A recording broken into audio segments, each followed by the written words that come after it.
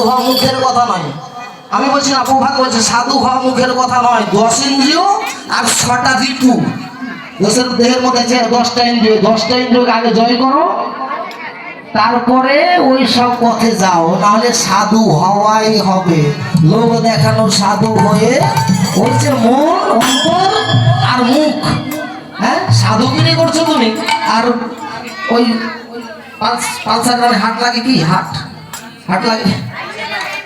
লাগে হাট।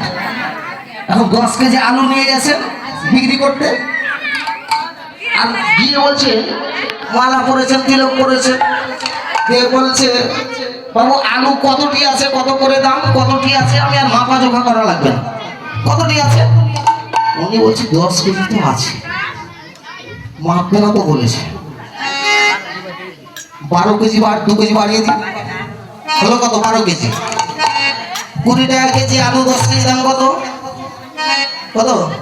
10 করে 300,